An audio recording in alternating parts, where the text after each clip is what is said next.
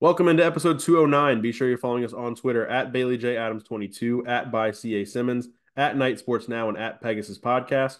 Right off the top, you can reach us at an email, not the email we said last week. The email that we said last week was incorrect. The email, and I won't say whose fault it was not mine. The email, the correct one, is Pegasus Podcast by KSN at gmail.com. So if you want to reach us via email, Pegasus Podcast by KSN at gmail.com. Hello, Christian.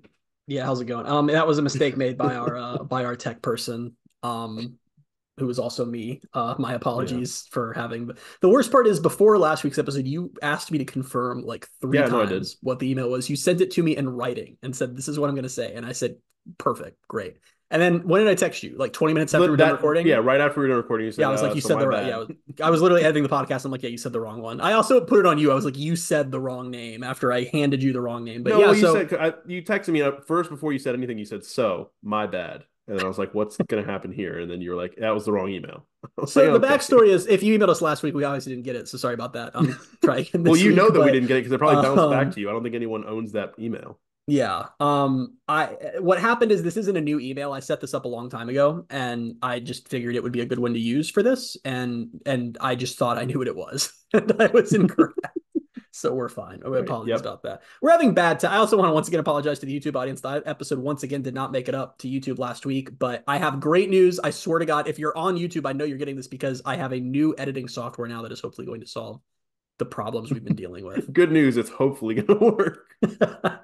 It will. Hopefully. We've had. I mean, I seriously, I think we've three of the last five have not made it to YouTube, which I feel really bad about. I hope you guys know that it's not malicious and it's not us just not caring about the YouTube audience. It's just we've had some very frustrating technical issues that we're really worked through now. I know I said that 2 weeks ago, but we are. New editing software, we're set. So Cool. there you go.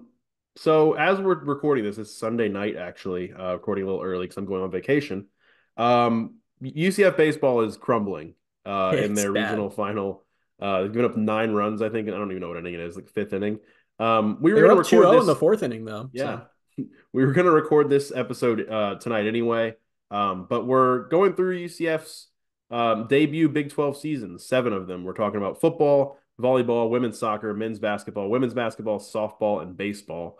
We're going to rank them 7 to 1 as far as, I guess, just the best seasons in their first years yeah, in the Big 12. I know everyone will maybe notice, or maybe they didn't notice. I didn't mention men's soccer because they're not in the Big 12. But shout out to them. They had a good season until they didn't. number They one were team number in the country at one point. felt really dumb. I think you and I were talking about this. Maybe it was after the podcast recently, where we were mentioning. We said something about like we couldn't even remember how men's soccer season went, and then I went to their schedule and I was like, "Oh yeah, they were number 1 in the country." And I then they, know that football and soccer are not the same thing, but I think about how like it was to very some cool that people, they they got. are. It's true. It was very cool that men's soccer got to number one, but I can't imagine holding on to that feeling for 15 years, as USF fans have done with their football team being ranked number two. Like I just like when you think, I know it's different sports, but when you think about in those terms, like we already don't care that they were number one because they didn't stay there and it was last season. And the concept of, could you imagine if 15 years from now we were like, man, remember when men's soccer was number one for a couple weeks? Wasn't that cool? Wasn't that? Wait, I'm bad at math. That was 17 years ago now. Ugh, we're getting Oh old. seven, Yeah, right? it was '07. You're absolutely That's right. that's a lot. Yeah, 17 years, and they're still talking about it. That's great. But But yeah, yeah, so those. is it not crazy to you that they're all done now? Like every single UCF team has finished its of the major sports has finished. Well, just all of them at this point have Yeah, I finished think it's all of them. their first Big 12 season. It does not feel that long ago that we were having our celebratory podcast of them entering the Big 12, and now everyone's gotten a year in. It's pretty crazy. It is crazy. And on the whole, not a bad first year, I wouldn't say. And we'll get into these like sport by sport, but not too many of them were completely terrible. Like I No, think a lot of them had good like building block seasons, and I think that's a lot really kind of what you can ask for when you're making that jump. And no one got I think fired. yeah, UCF was in probably a better position than some other programs, and I think they've built on that, or they've at least kind of used that to their advantage. Because I really think of these 7 sports that we're going to talk about, only one of them was like really a bad season, but it's also that program in particular is just in the building mode. Who I are don't you know. Are you talking looking at about? me? Well, let's get into it. Number 7 on the list. Can I say something really? Who do Can I you say have? something really Yeah. quickly first? Just Yes. wanted to say that Reddit College Football on Twitter posted a great stat of It was the number of postseasons qualified for in the 6 major sports of all Power Five programs. And UCF made it to three. Made it three. Three of their 6 major sports made it to the postseason. Cincinnati is the only Power Five program that none of their 6 major sports made it to a postseason. So shout out to Cincinnati for actually being the worst all-around athletics program in the Power Five this Yeah. year.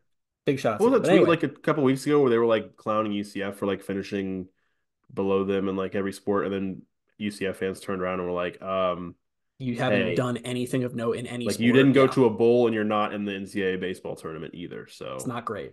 It's not yeah, great. not good. But anyway, So who's number 7 on your list? UCF football. Fire Gus Malzahn. Some would say.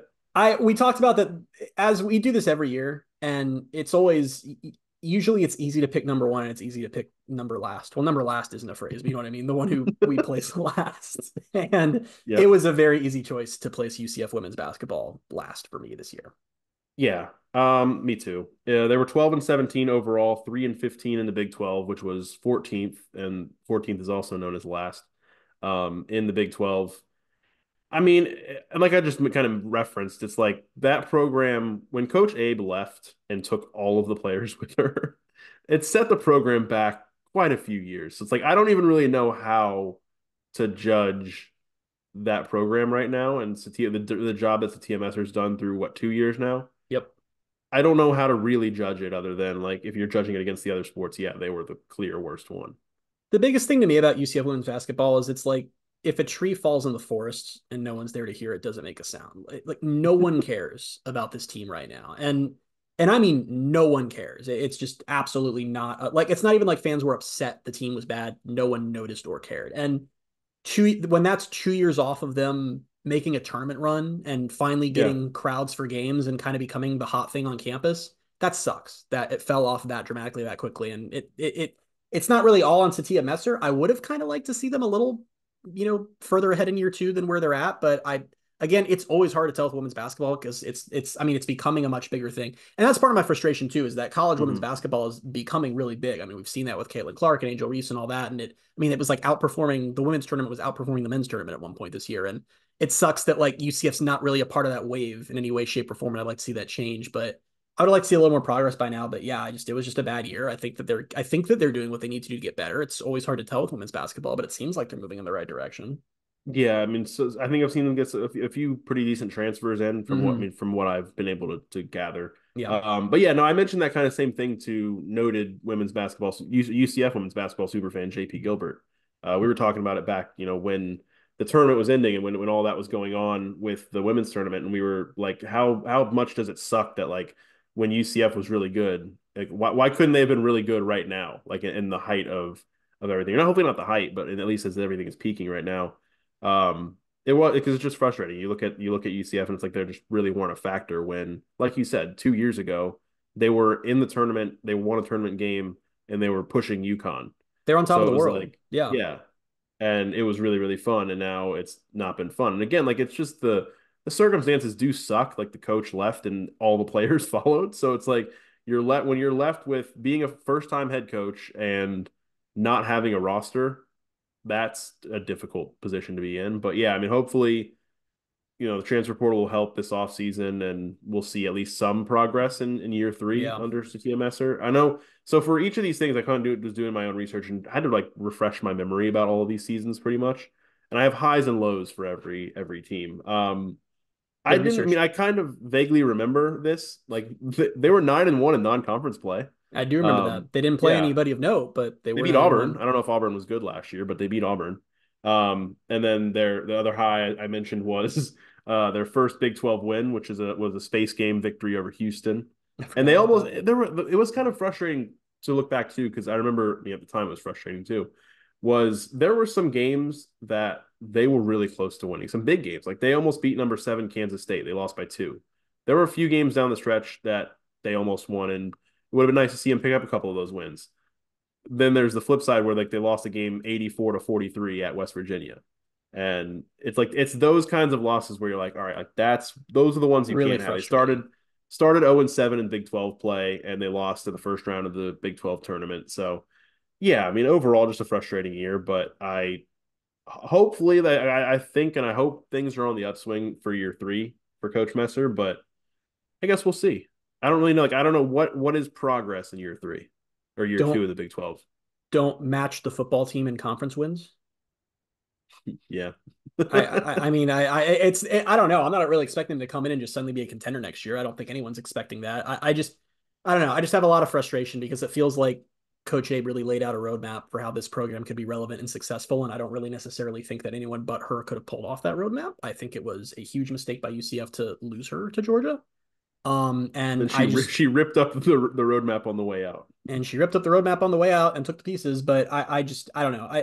It's one of those things where it's unfortunate because women's basketball is becoming more popular, but it's like this team could be terrible for the next 10 years. And I don't think anyone listening to this podcast would care. And this podcast is Yeah. the diehards. So I don't know. And I don't really know what they're I'm in a good expecting from them. conference. Like They they're in a are. good conference. We saw it with men's basketball where it's like if they were even like decent, there would be some high profile Yeah. games that we could get excited about. And so we'll see. We'll see going forward how things measure up. We can move on now to number 6 in the rankings. Do you want me to go with number 6? You go first. I said volleyball. I also had volleyball. Okay. We might just run this list. We might have them all in the same place. I feel like We there's a might. chance. There's a chance. There's always a chance, and I think at some point usually we go off the rails. Yep. And then I usually end up like, oh yeah, I probably should have ranked it differently. Yeah, you need to do a better job of fighting back because you'll just agree with me even when I'm blatantly wrong whenever we do these podcasts. Yeah, I don't really care. So volleyball was 17 and 12. They went 8 and 10 in the Big 12, or yeah, 8 and 10 in the Big 12. They were tied for 8th in the conference. This was like, I remember at the time we were really excited because it was like they started 7 and 0 in Big 12 play.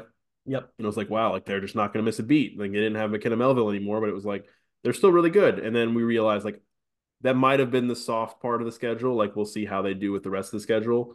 And they went 1 and 10 the rest of the way. I have to give a shout out to Trace Trilko from Sons of UCF who straight up said it's because they're in a soft part of the schedule, and to which I said you're a hater. So shout out to him for being absolutely correct. I don't know how being you can smugly correct too. I, It's a smug correctness. I don't know how you can place the team any higher than where I have them when they at one point were 17 and 4 and finished 17 and 12. That's tough.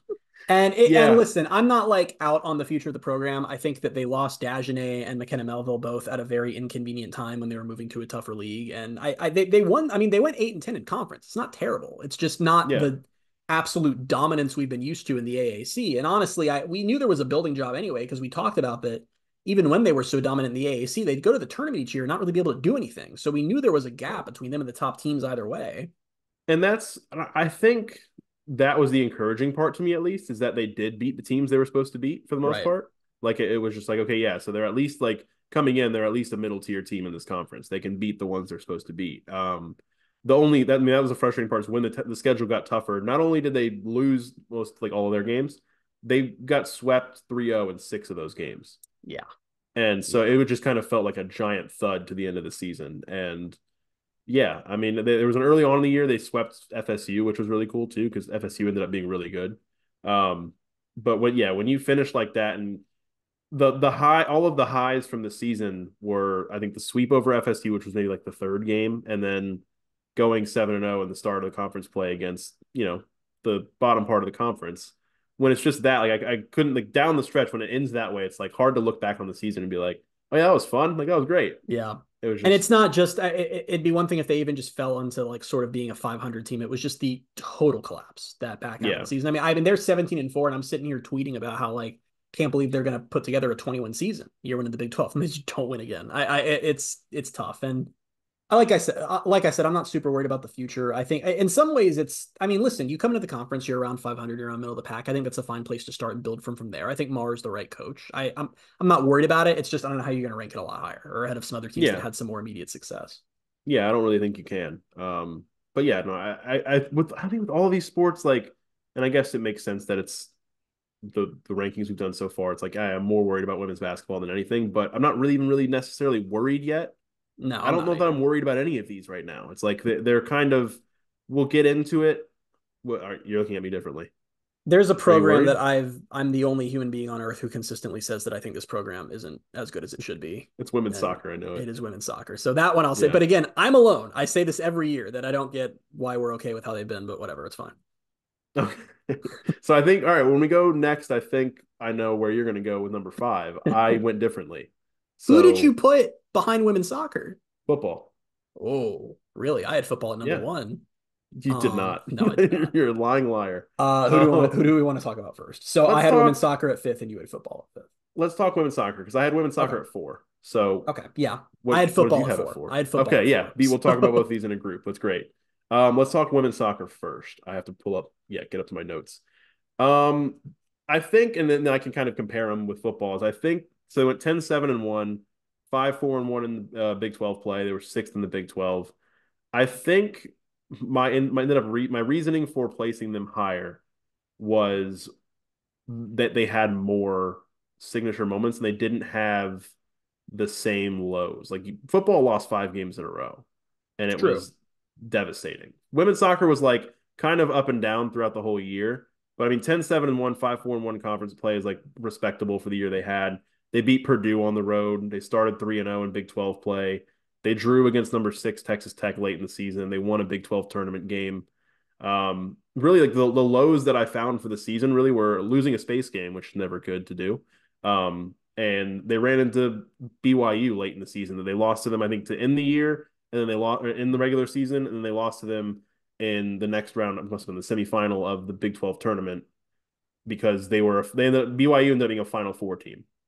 Yeah. So I don't know. I didn't find a lot of faults in this season, but you've long been more critical of this program, so I'm curious to know your thoughts. Well, we don't have to get into it all now. Again, people who are literally more informed than me on this team have told me to stop. But I just they were much better and much more consistently a factor in their sport a long time ago than they have been at any point in the recent future. I know they did a good tournament run a year ago. I don't want to discount that, but those good tournament runs have been fewer and far in between. It feels like no one really cares, and I feel like soccer, both teams have a lot of potential for UCF. I'd like to see that potential hit more. Why I put football above them is because football hit its goal at the end of the year and women's soccer didn't. The goal for football was to make a bowl. The goal for women's soccer was to go to the tournament. They didn't. Football did. And I understand That's going to a fair. bowl is easier to get into the tournament. And this season wasn't a disaster by any means for women's soccer. I think it's great that of the 7 major sports, a team that went 10-7-1 is listed fifth. I mean, Yeah, no one had a nightmare year other really than women's basketball. And even then, they weren't like winless or anything, you know. But for me, it's just if you're going to talk like tournament is the standard for your program, then I need to see you make the tournament, you know? yeah, and but I think, and I don't know, I have to go back and look at my long time ago research at this point. I think I did the research initially in 2021 of like what each sport in this conference is like. I mean, I think this was a leap for them. Like I'm It pretty was. sure It that like was. women's soccer in the Big 12 is, especially with Texas and Oklahoma still in there. It's like I think that was a leap, and to make that leap and still go 5-4-1 in the conference, like I don't know. And again, this is probably what's the opposite of recency bias. I don't know. I forgot. It's like I'm thinking back to that time in the calendar, like calendar year for sports, and I can't remember if they were like on the bubble for the tournament or not. Like I don't even really know.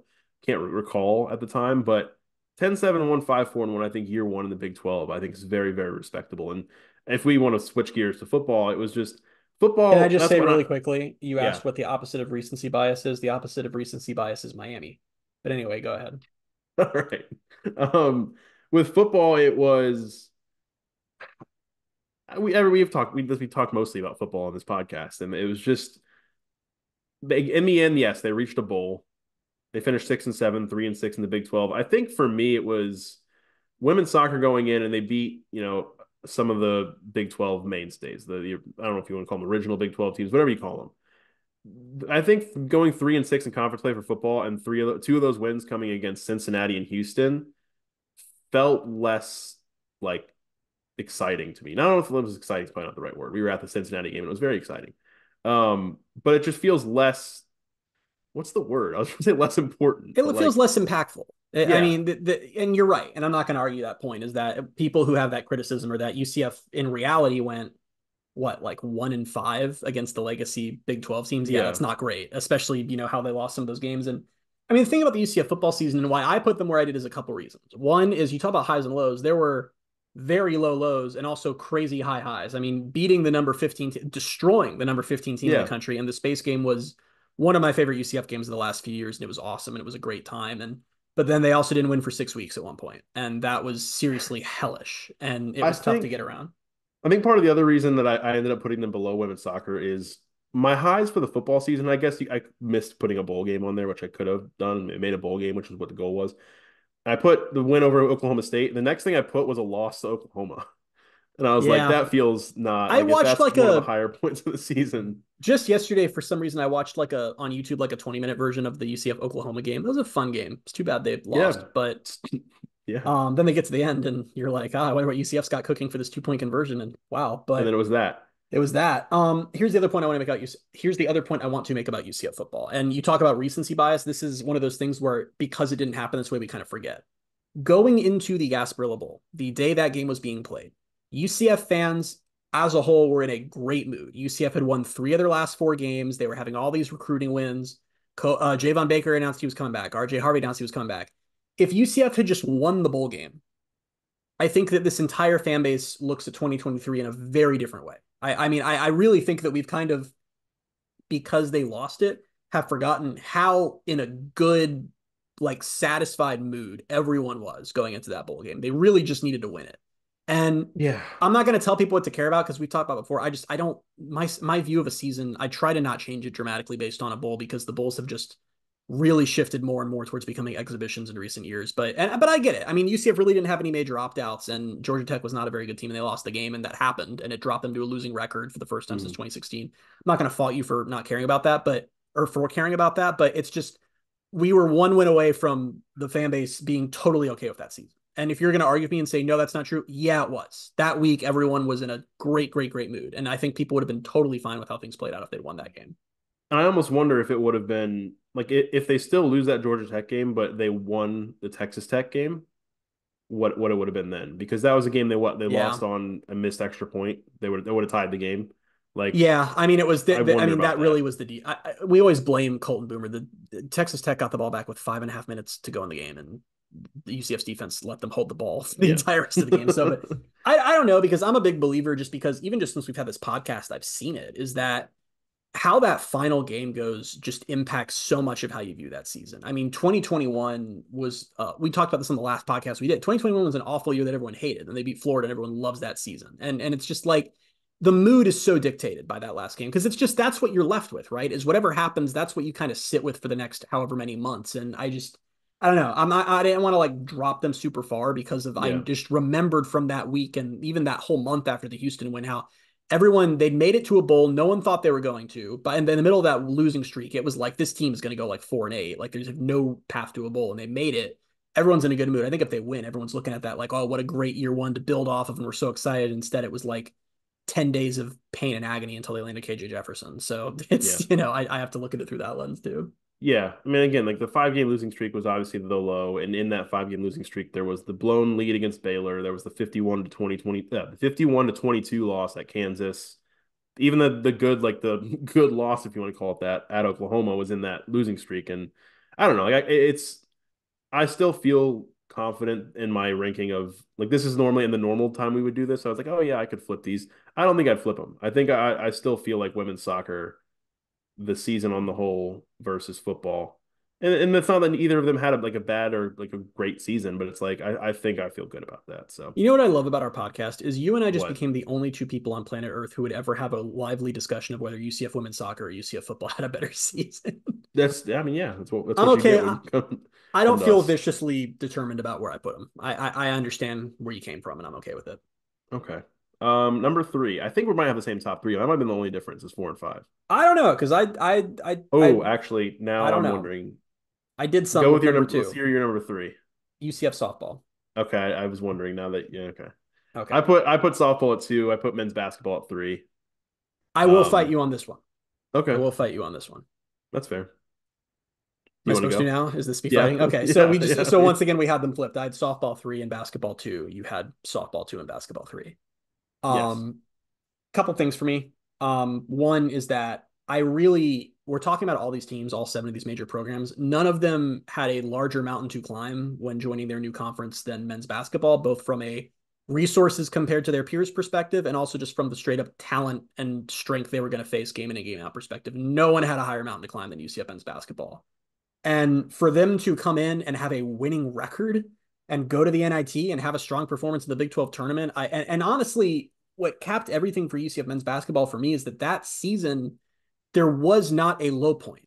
They were just fun and competitive from the first game to the last game. And that was so unexpected. And I mean, if I was just ranking all these seasons on how much fun I had Oh following these yeah, teams, it would be men's basketball by a mile. I had so much yeah, fun with that team this year.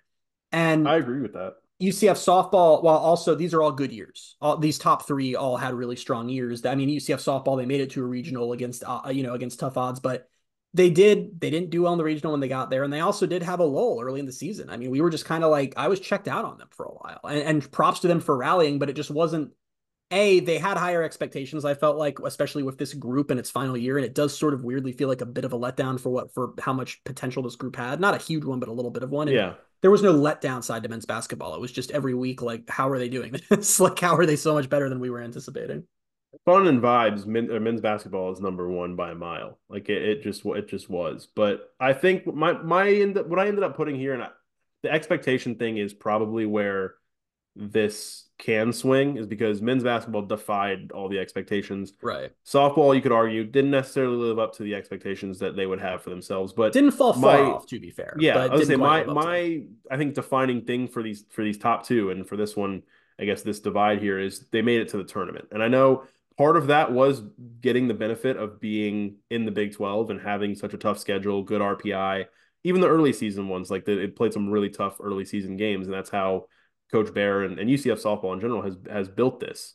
Um, but that's why I ended up putting them up largely because of the tournament, making the tournament, and then I think it was probably also just the way they responded after that early, like you said, like there was a lull where they lost, and they got swept by both Oklahoma State and Texas, I believe, Yep. and lost. It's a 7 game losing streak in the middle of March, and they won 12. They won 12 out of 13 after that. And they had series wins against Kansas and Texas Tech. They swept Baylor or Baylor. They swept BYU and Houston. Um, Even like you said, they didn't do that well in the regional. Like the first game of that regional was for as far as vibes, that was also very very good. Like I think Very their strong was like vibes. 6-2 or something like that, Mm-hmm. and it was like their largest comeback I think in program history in a regional. I think they hit like 2 3 run home runs. It was a great game. It fell off after that, and part of this, and I think this I don't know, you could correct me if I'm wrong.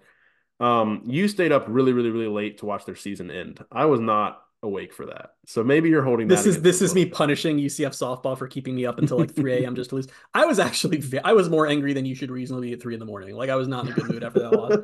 I don't Yeah. like how we do these podcasts, I've decided, because like you're saying things and I'm like, to make my point, I'm gonna have to like down talk UCF softball, and I don't want to do that. They had a good season. Like Yeah. they're in my top three. I'm perfectly happy with the season they had. But just to try to make my point one more time, you talked about how they made the tournament and men's basketball didn't.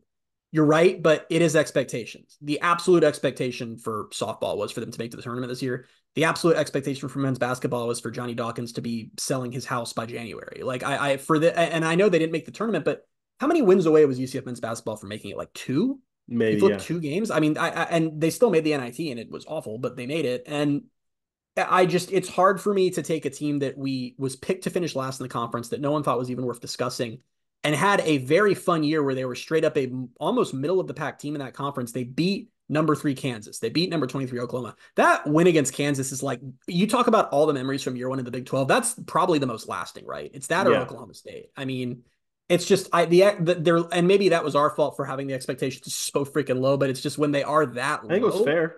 it's hard. Yeah, I think so too. And it's just it's hard to not really feel reward them when you have a team that you expect to be a dumpster fire and they or literally provided me the most fun of any UCF team this season. Yeah, and I mean I think that's where because you get into the top three and you're like, I don't know if there. I mean, I think there was a clear number one. We'll get to it. It's Yep. baseball, but I think this was a clear top three. I think these all three they had the case, and I agree. I don't disagree with what you're saying, but I also don't disagree with my own ranking of it. Like, and I think with men's basketball, I wonder if like part of it is maybe you're punishing softball for the 3 a.m. loss. I'm punishing them for losing to USF and the NIT because that Yeah, was just and listen, after all that to have it in people who that are way. listening are probably agreeing with you because everyone was very I was angry too, to be fair. I was not in a good mood, but people were like back to fire Dawkins after the Yeah. USF loss. So I people might be agreeing But with you. I mean, so they beat number 3 Kansas. They beat number 23 Oklahoma. They won at Texas. They beat number 23 Texas Tech. They won a Big 12 tournament game. That I mean, that was yeah. That's a great for what we were expecting. We talked Yes. about it. honestly, let's say this. I didn't expect going into the year for you and I to do, I think we did like two or three standalone men's basketball podcasts. Was not expecting that. Wasn't expecting anyone to I was want to hear about it. expecting an emergency podcast to discuss Dawkins firing, and that was probably all we were going to do on men's basketball. And we had a Yeah. lot to talk about with them. And like I said, I don't think they get enough credit for. They really just never got blown out. I mean, it was just they were just competitive in basically every Big 12 basketball game they played. It still defies logic to me that happened. And you can talk about like I think they probably were 2 wins away from making the tournament possibly, Yeah. and they were so close to those 2 wins. Like they had, I think both of their regular season games against BYU were really close. They could have won them. They were leading number 8 Oklahoma State down the stretch in like the second to last game of the season, I think it was. Yep. They got swept by Cincinnati. If they split the Cincinnati games, or if they don't lose at West Virginia, like there were so many. Oh, there were so Yeah. actually so close. On the road at How Cincy, they beat were them up by back like then. 12 in the second half at one point too. Like they had moments, Yeah. and I know that this to be clear, this is a ranking just for this past season. Like nothing matters before or after, whatever. But I guess I am also just being maybe I'm being swayed a little bit by the fact that they've done a really good job both in the portal and recruiting since the season ended. And like I think they have a shot at being legitimately decent next year. Like I think they actually might be a tournament team next year. And that is never ever a thing I thought I'd be saying for this program year 2 in the Big 12. And I'm just excited whenever I think about them. And listen, they've assembled an interesting roster. And I was there's gonna a say it's either gonna go really, really well or really I was poorly. gonna say, and there's a way where it goes. I'm putting a lot of emphasis on the word interesting, and there's a way where it goes very badly, and I'm aware of that. But if it's one of those things where if it goes well, it's gonna go really freaking well. And I like that we just had a very fun men's basketball season where I now get to spend a whole off season being excited for them to start playing again because that's not where we were a year ago, even a little bit. How many jokes did we make It was on this podcast and Twitter and everything about how like when football was doing bad, like we were like, we can't even like be like, when does basketball start? Because it's just gonna be worse. people said that to us when you and I were at Cincinnati because they were like because That's Cincinnati right. and UCF both weren't having great football seasons at the time, and it was like they're like, oh, at least basketball's coming up, and you and I were like, not for us, like we're not excited about that. You might be excited about it, but we're not. I think they ended up tied with Cincinnati. Maybe no, I might be wrong. That might be the sport. Was it tied with Cincinnati in men's basketball? I don't I remember if it think was they tied or were. not, but it was very close. I mean, they Yeah, Cincinnati won the series. They swept them, but yeah. No, it's um, but as I far as it's the most fun men's basketball season since the tournament season. without a doubt, It's not even without a doubt. close. Like it's not even there. I think even from beginning to end, it might have been almost as fun. And I mean, obviously there's no tournament appearance, but and there wasn't necessarily the yeah, I mean just the reward of seeing that team go to the tournament and play close against Duke. But And this that season, like the highlights were very, very high. And the lowlights weren't that low, except they for the were tied USF with game. Cincy, by the way. They both went 7-11 in Okay. Big 12 play. That's Cincinnati, who their fans literally care more about their basketball team than football team, and have a long history of success in basketball. UCF, not so much. Not. Tied record for them. Also, I did UCF has won an NCAA tournament game more recently than Cincinnati. We don't talk about that enough. We should Um, talk about it more. And I'm realizing that also might be why I have softball a little lower than you do. Maybe I'm just focusing too much on this coming year because I also with softball, I don't really know what comes next. A ton of turnover here, kind of an end of an era for Yeah. them, and I'm not as necessarily like, wow, I can't wait to see what they do because I fear this is going to be a little bit more of a rebuild for them than a let's go I'm crazy really year. curious because I think, and this she's done in the last couple of off seasons. Coach Bear's actually been really good in the portal from like just from what I've gathered. I know Eric Lopez would tell us better than me just saying, yeah, she's good at finding talent. But I know she's brought because she brought in Sarah Willis. I think Sarah Willis ended up being a two year. She was here for 2 years, I think, maybe Yep, three. 2 years. And then Kama Woodall was like I don't know if it was a 1 year or not, but like she's found pitchers, especially in the portal. The where it hurts is obviously like yeah, that core of even she found Chloe Evans in the portal too. But that core of Jada Cody, obviously, and Shannon Doherty, like that's where I don't know how you really replace that in one off season, but hopefully she's able to do something in the portal and I don't know. And now Texas and Oklahoma leave, so that helps. Yeah, Because that I was think a. I don't think anyone had a bigger roadblock in the current formation than softball with Oklahoma being there. it was even more of an extreme than UCF women's basketball having UConn in the same Which is conference for such a long crazy time. when you put it in that context. But yeah, you're Yeah, absolutely right. and I think I haven't checked more recently. I was looking at it this morning, but I believe we're still on track for Texas and Oklahoma to play in the Women's College World Series That's going to be final. very fun. Like that is going to So be yeah, stupid fun, even though so it's an both of all those SEC teams matchup leaving, soon. both of those teams leaving does help for next year, even if it's not the same team it's always been for the last 3 or 4 years. Is it too Um, like if we were to do a coaching rankings podcast, is that too much crossover with this? Like ranking all the UCF mm, coaches? I don't know. Okay, Maybe, maybe not. I mean, the only reason I say maybe is because I think maybe a lot of maybe not for us, but I think perception wise, most people just care about what happened this last season. it's So true. like It's true. they'll think about a certain coach in the through the lens of whatever happened this year and in the Yeah, Big 12. So I don't know. We've done it in the past. I think we did it last year. I think we did. I'm Um, trying. We wouldn't do it anytime soon because that would be we know how you guys feel about those of you who are still with us. Those of you who feel about when we don't just do football. So maybe that's too much to do two of those. But it'd be interesting because I'm looking at this list and I'm like, this definitely isn't a coaching rankings list. When I'm no, looking at it that way. But no. All right, we can talk about number one, which we both knew. Part of the reason we ended up doing this podcast today was like this topic was because we already knew whether or not baseball won or lost today at any point, they were still going to rank number one in these rankings. Um, and it's been for it to be in year one under Rich Wallace, that is almost even the most exciting part. Is well, I don't know, I don't want to say that and then have what happened with Greg Lovelady because they not only made the tournament that year, but they won the regular season AAC, and it didn't go so well after that. They were just a bubble team almost there's every no year. way that UCF baseball would hire back-to-back head coaches who both have an elite first year and then never do anything. Like the odds of that You, happening twice in a row are so low. I just yeah, can't you would even hope worry about that it. doesn't happen. Let me say really quickly, I don't want to hear crap from any of you who are like disagreeing with this ranking because UCF baseball is coming off a loss of a game they're losing right now. It's currently 9-4. This season blew everyone else out of the water. Like this was an easy choice for me. Also, they're losing to Florida State, who is, I Number think, eight, they're the number 8 seed. yeah. They're a baseball powerhouse. Like I'm not gonna knock them for in year one getting to the regional final and losing to Florida They've State. also had a damn good regional. I mean, they beat Alabama, Yeah, they knocked out Stetson. Like that, it's been yeah. a solid. I mean, for This is for the for a first team time. that I think it's the first time they've been to the regional final since maybe like 2012, if I think I'm that's not exactly right. I mistaken. think I saw someone tweet that stat that it was Yeah, 2012, which I mean, and I think about think that, man. that was the year, if I'm not mistaken. I think that was the year because they lost to Stony Brook, and then Stony Brook. I think that was the year they beat LSU in the Super Regional. Yeah. Um, But did I get that right? I don't know, you just look at this but go ahead. baseball season as a whole. Like, let's not even talk about them making the regional. Let's not even talk about it being the first year under a new regime. I mean, they were stuck in neutral, man, for so long under Lovelady. They weren't bad, they weren't good, they just were there, and it felt like they Mm-hmm. couldn't get out of that. And it was more than making the regional, right? They make it to the Big 12 semifinals. They win 37 games in year one of this Mm-hmm. staff. They beat Miami. They beat Florida. They win the series against USF. It was just like it was like a dream. It was a dream season. Everything that could go their way, it felt like it was for so much of this season. Yeah, and then I think like even early on, and this is probably what helped them get into the tournament alongside their run in the Big 12 tournament. But they had series wins against Oklahoma State, Kansas, and Kansas State. Like those were all really huge resume builders. Yeah. Obviously, again, first NCAA tournament appearance since 2017, making it to the regional final for the first time since 2012. Really, not a lot of lows. Like I think maybe you'd say, like, I mean, they got swept by West Virginia, but West Virginia was good, and it was at West Virginia.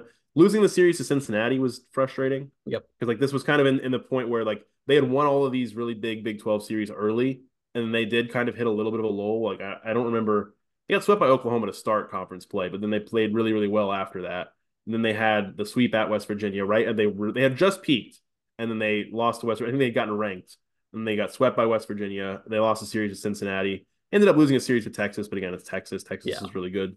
Um, We were present and for one of yeah, those losses. yeah, we were 37 and 20. And then if that Houston game gets played, maybe they go 38 wins and finish 15 and 15 in Big 12 play. As it was, they finished 14 and 15 in Big 12 play. It's kind of funny when you look at it. It's like the best season of this was under 500 in the Big 12, and it was just for year one under Rich Wallace. And it's almost a vindicating feeling too to rank them number one right now after what you and I endured last summer when we were really upset about the possibility of Joe Girardi being UCF's next head baseball coach, considering he has never coached college baseball and would have probably been a disaster. And then it was just because Rich Wallace was right there. We don't have to go we can get back into this. We don't have to. Rich Wallace was right there. Former player, had coached at UCF before, had done it in at Notre Dame, Florida State, obvious head coaching candidate. Finally, they got to him, and this is what happened. I've been doing this UCF podcast for years at this point. And for years before that, we had the website, covered the team all the way back to 2016. I'm an opinionated person, so I'm used to people not being happy with me and saying, like whatever on like social media. It just doesn't really bother me because it's like, I say stuff back, whatever. That day with the Joe Girardi stuff, I was like, I hate all of you and I'm going to leave this app and never come back. Like It that was was the one time that I was really I was going to lose it. I was it so was a year annoyed. ago this week. That's the funny part. It was a year ago Wow. this Yeah. week because I was at like I'm going on my vacation on the beach this week, and I was at the beach in the beach condo fighting with people on Twitter because people were like, Joe Girardi won a World Series. And I was like, cool. Was it a college World Series? It was just like It's just pea-sized brain behavior. I just have never seen like it seriously was just the dumbest thing any of you have ever latched onto, and it was stupid as hell for UCF. Like I still like I'm not letting go that Mahajer tried to do oh that. no, me neither. I'm That holding it is the against him. biggest red flag for him as the athletic director ever is that he tried to do that. And honestly, he got rolled by Girardi in the end. And thank God he did. And you know what? Maybe it'll work out because Danny White tried to hire some stupid coaches for football and like tripped into Scott Frost. So maybe that's just part of the Yeah. process. But I just, I was just, I don't know. It was pea-sized brain behavior. I don't know how else to describe it. And some of you are probably clenching your fists while hearing me say that. But guess what? I ended up being right. So I get to take the victory lap. A And now lot. you have to sit there and know And I will that you say were this. wrong. I think a lot of people are not owning up to having No, that opinion back then. Because nope. I've seen people making fun of like, oh, it could have been Joe Girardi. And I was like, I feel like you were one of the people who wanted Joe There Girardi to was get no one who did it. It it. was like us and like some Yeah. like behind the scenes people who were like, "Oh, I'm not going to say it publicly, but I think this might be bad." And it's like, and now it's like everyone who like was all in at the time, like, "Wow, he's a name I know. I can't wait to see him in Orlando. That's so cool because I'm a starstruck loser." You're all just like acting like now like you're in on the joke, like, "Oh, haha, could have been Girardi." I remember Yeah. who all you were. It's easy because it's anyone who wasn't me and Bailey. It's an easy list to keep track of. Yeah. But no, and I think this thing is like we can wrap it up here, but with baseball, you talk about like kind of the future with some of these other programs. I baseball for UCF, like it should be one of UCF's top sports just because they're in Florida. And it's just Yep. like almost every Florida baseball program is good. Like it's just almost that's just the case because Like it's a every recruiting single hotbed. one, It's like down to like yeah. the small schools. Even yeah, I mean it's like they think this year like USF wasn't good this year. They fired their coach after like 7 seasons though, because they were like recently very good and going to the tournament Mm-hmm. and all that. Stetson, like again, Stetson's a team that's in the tournament pretty regularly. I don't know, we don't have to get into all of it, but I think there's obviously a path there. And I believe and I hope and believe that Rich Wallace is that guy who, like he said when they made the regional, he said that like we want that's the standard is to play into June.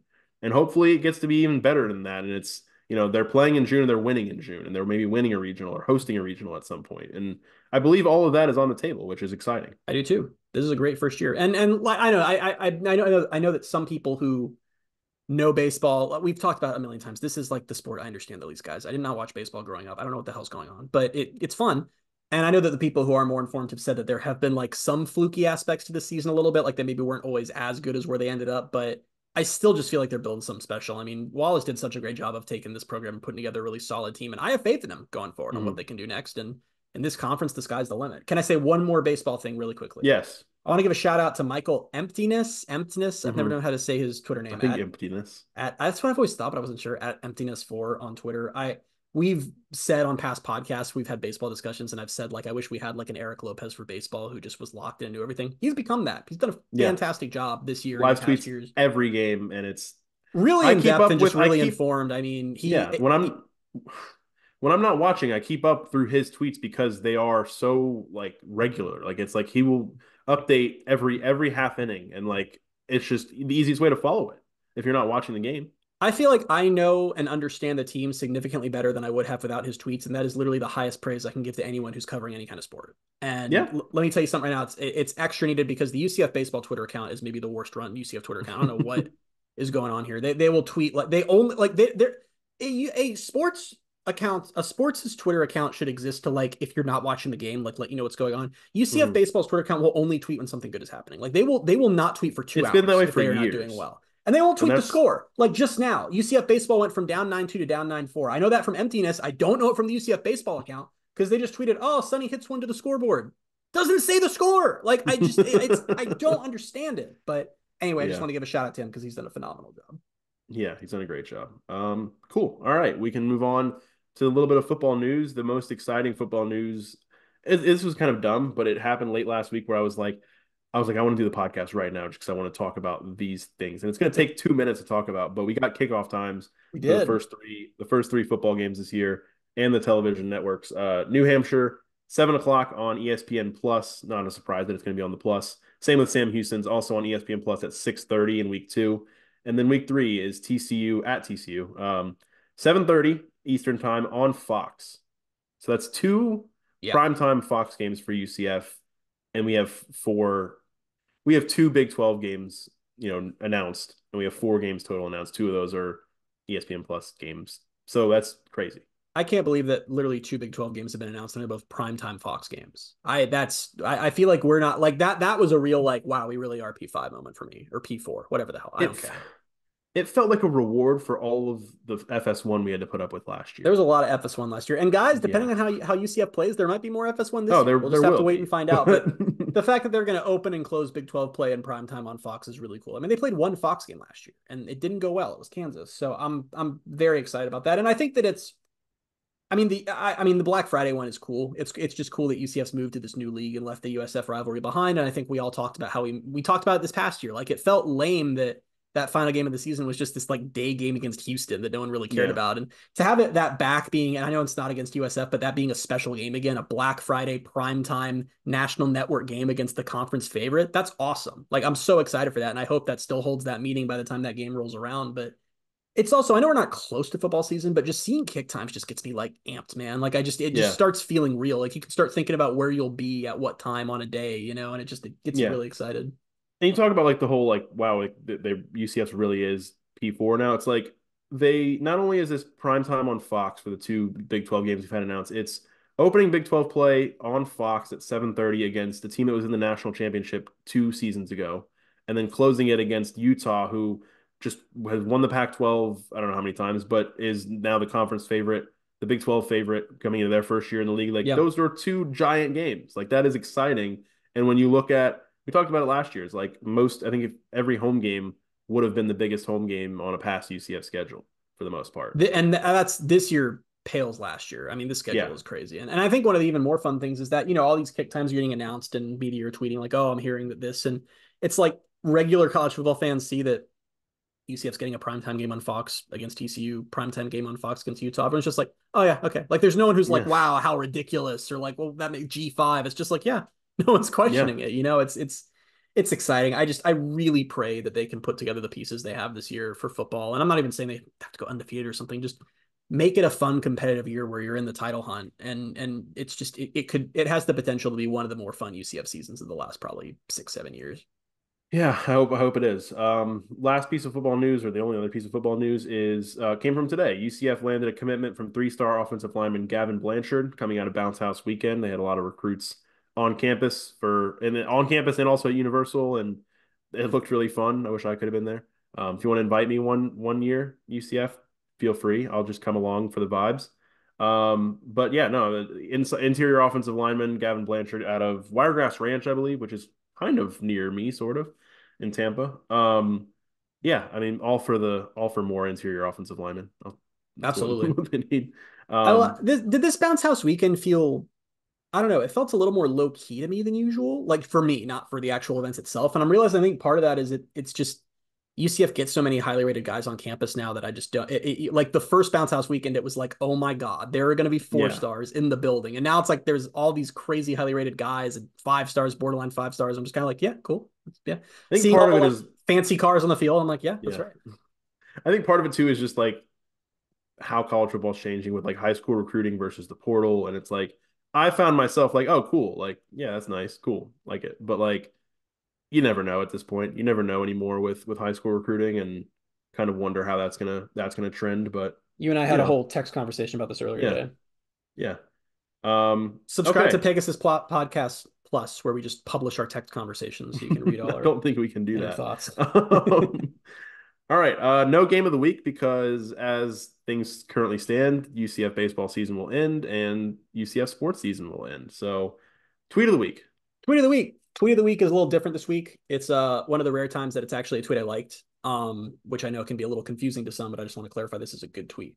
This tweet goes out to Malik Autry, defensive end, one of the recruits visiting for Bounce House weekend, who, they get to wear uniform combos. They can like put together different combos when they visit. And I always, because, this is what I care about more than life itself, I'm always obsessively going through all of these. This guy, create a combo that you need to go look at it if Oh, I you see want it. to see it on Twitter. I'm talking to the audience, Bailey, because I Oh, sent okay. it to you like 4 times. But Did you? he wore the 2022 space jersey, the black space jersey with the Canaveral blue numbers, with the space pants from this past year, and then with the Canaveral blue hat. Guys, I can't overstate how much the black jersey and blue pants hit with the blue numbers on the jersey. This looks incredible. And now I'm just sitting here like, if UCF football doesn't do a space game with a black jersey with blue numbers and those blue pants soon, because I mean, I'm like obsessed with this. I seriously like it. Just looks so freaking good. You didn't send it to me once. Did I really not? No, you didn't send it. I saw it on Twitter, but you did not send it to me. Really? I've Okay. scrolled back to like Friday and I don't see it. I So apologize. God, I swore I sent that to you for you to say you sent it four 4 times, I was like, times. no, I got to go back and look because I definitely didn't get it I'm four being times. called out. Wow. Yeah, had to. Crazy. But no, it looked good. I liked it. I really wasn't listening to what you were saying. I was scrolling through our texts to find and I prove you just wrong. they gotta wear that. They gotta I don't even care. Like a space game at some point, they gotta do a black jersey with blue numbers and blue pants. It looks Yeah, incredible. yeah. That I there's don't have something just really anything to add. well, it's because Canaveral blue already looks good, but it's just you forget how much it pops when it's on a black background. Like it just starts to look electric, and I just it was incredible look. Yeah, I like it. We love All a good right. positive tweet of the week every now and then. Doesn't always have to be Yeah, negative. every now and then. I mean, we'll be that Every now next and week then. with someone who pissed me off, but We'll see who the lucky person is or unlucky person is. But yeah, we'll be back next week with episode 210. Until then, you can find us on Twitter at Bailey J Adams 22, at by CA Simmons, at Night Sports Now, and at Pegasus Podcast. Again, if you want to email us, it's Pegasus Podcast by KSN at gmail.com. Thank you guys so much for being with us, and we'll talk to you next week. bye everybody.